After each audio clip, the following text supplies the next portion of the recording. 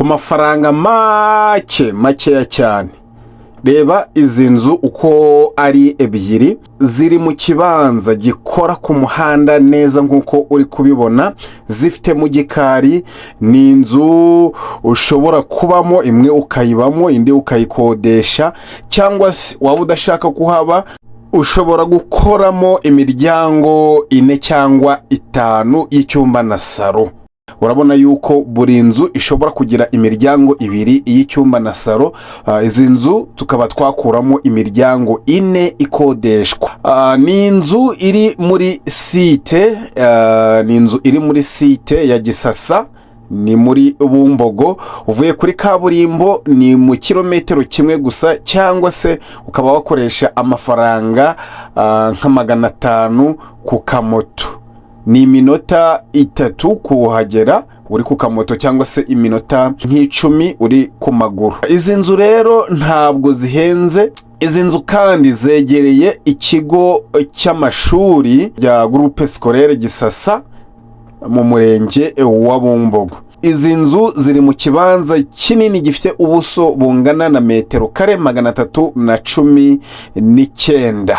Izi nzu uko ari ebyiri zikaba zishaka amafaranga makeya cyane. Izi nzu zikaba zishaka miliyoni 21 gusa. Iyi ni imari yigendera, iyi ni imari isaba gutanguranwa. Nkwibutsa ko muri iyi site ikibanza ubwacyo gihagaze miliyoni hagati ya 15 ndetse na miliyoni 30. Nkuko uri kubibona, iyi site igenewe cyangwa se yubakwamo amakadasteri bisanzwe. ni muri R1. Nkwibutsa ko ari mu kilometero kimwe uvuye kuri kaburimbo aho bisi ziparika. Ku bindi bisobanuro birambuye nyandikira kuri WhatsApp cyangwa se umpamagare kuri iyo nimero ureba kuri screen yawe.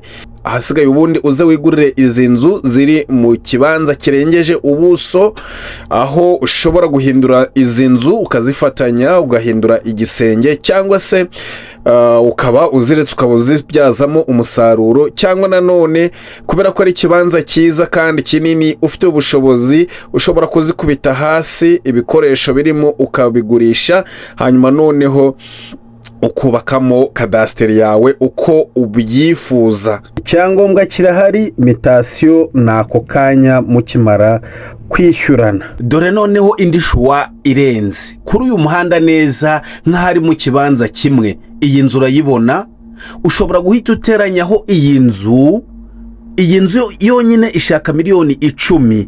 Ubwo zose uzishaka hamwe uko ari 3 ukazishyira mu kibanza kimwe muri korotire, wahita wishyura miliyoni 30 zonyine. Iyi nayo urabona ko ari inzu ikoze, wahita unabyaza umusaruro bakora ko batangira kuyikodesha ukimara kuyigura mu gihe waba udashaka kuyibamo. Iyi nzu yo iri muri metero kare 63, bivuze ngo uziteranyije zose zaba ari inzu 3 zifite imiryango igera muri 6, aho ushobora kubyazamo imiryango irenze, ishobora kuba 8 cyangwa 10 y'icyumba na salo.